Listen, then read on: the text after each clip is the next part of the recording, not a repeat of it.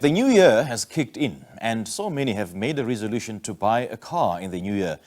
Well, it's often said that the timing can actually make a big difference in the deal you'll get when you're shopping for a car. But there's also an array of factors to consider before you commit. So this morning, we've invited Ernest North, who is a co-founder of Naked Insurance, to tell us more about this and unpack the pros and the cons of buying a new car in the new year. Very good morning to you, Ernest. Thank you so much for joining us. Welcome to Morning Live, and a happy new year to you. Very good morning. Thank you. And same to you. Hope it is a good year with many safe kilometers. Right. We hope so too. Now, as I've mentioned in the intro, there are people who are planning to buy cars in the new year. In your opinion, is this a good idea? There are definitely pros and cons to making this big financial decision at this time of the year. We are seeing some interesting data in terms of people finding good deals to buy cars at the moment. One of the advantages of buying a car very early is that many private sellers or dealers are under pressure to get rid of stock.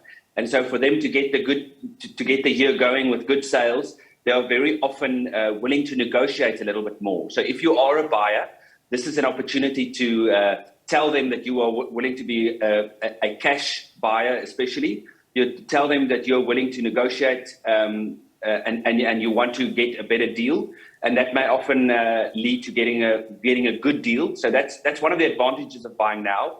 One of the disadvantages is that what we've seen over the last couple of years is that it's very often that the case that things change very quickly. And so at the start of the year, buying a car is a very big financial decision. And so we very often recommend that people ensure they have clear plans in terms of their income streams, other variables such as fuel price, etc., before they make this big financial decision. So it is something worth thinking that it's not the right time for everybody. But why is it an important factor buying a car like in the new year? Why not maybe towards the end of the year or mid-year?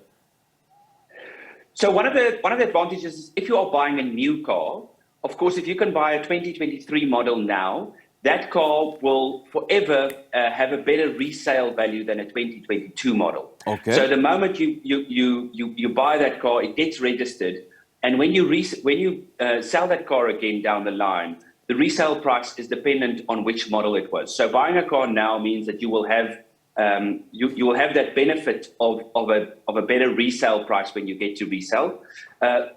Something also worth considering is the fact that many 2022 demo models will be up for sale now.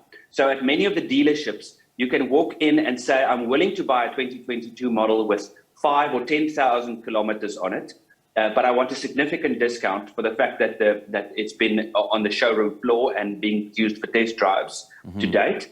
And this week is the very best time to go get that deal, to negotiate, because they want to start, especially in cases where a slightly improved or a slightly varied model has come out for 2023, those dealerships want to get rid of the 2022 model as quickly as possible. Okay. So if you're buying a demo model, now is a very good time to go and see if you can get that deal. Okay, good point. Thank you so much for that. And what are some of the key things then that one must seriously consider when buying a car in the new year?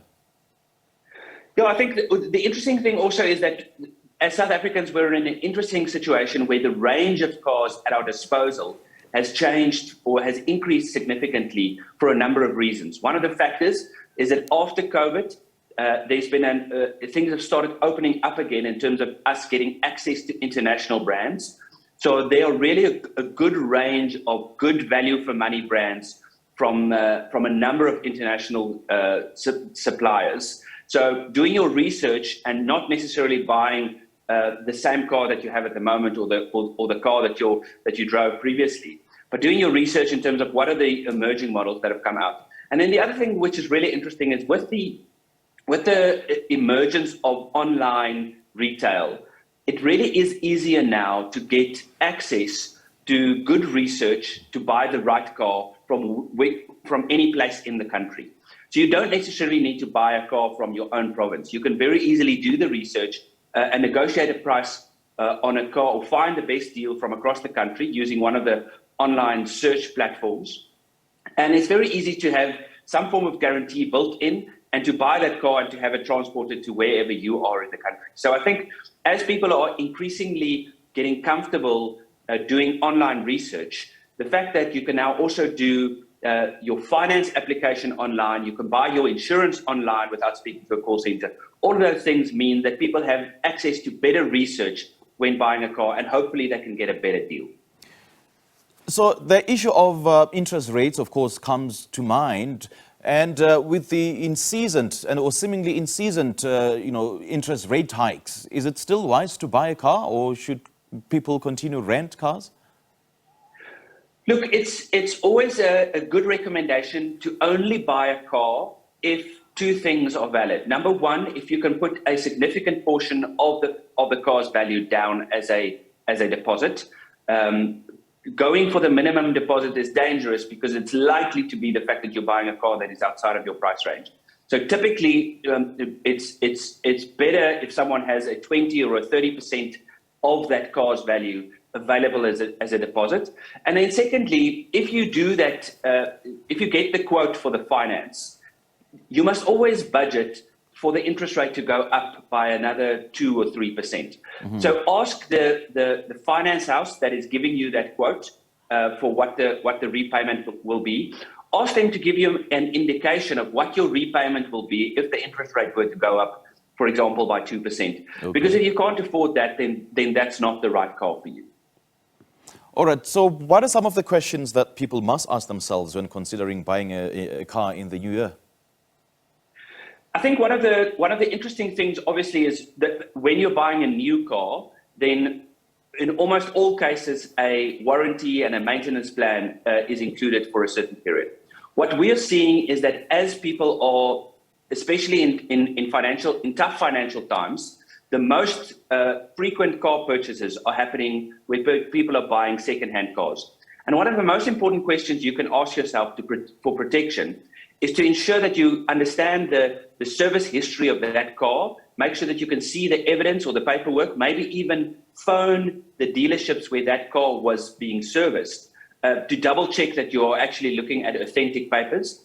And then the other thing is, if you're buying a car from a second-hand dealership, very often you can negotiate an extension on the warranty or the maintenance plan for no extra price.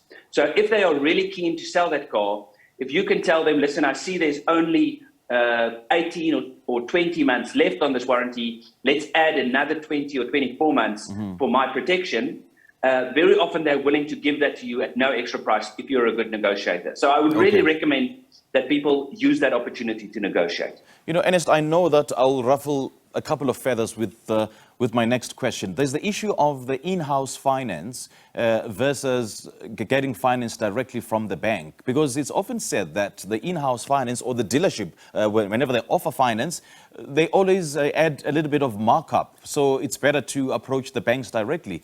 Is that true? What's your thoughts on this? That is a very good question indeed. On the first day of the year, very important thing for people to have a look at. I think the most important consideration here is to find that balance between convenience and getting the best deal. So on the one hand, using the in-house finance provider at the car dealership, there are some benefits to it because it certainly is convenient to get some access to certain deals. But at the end of the day, one of the biggest trends we're seeing is that people are approaching finance houses and insurance providers directly, because if they can get the very best deal by using the online platform to apply for finance or insurance, at the end of the day, people are increasingly under pressure, and the online service is increasingly becoming more convenient. So if people can get a better deal, the trend is certainly for people to be shifting into that direction. But at the end of the day, it is just about getting multiple offers on the table. So whichever route you follow, make sure that you are comfortable that you've got the best options, because this is a long-term commitment. Yeah, indeed. Thank you so much for sharing those tips with us, Ernest. We do appreciate your time. Thank you very much. Thank you. That's co-founder of Naked Insurance, Ernest North, joining us via Zoom there for a conversation about the pros and the cons of buying a car in the new year.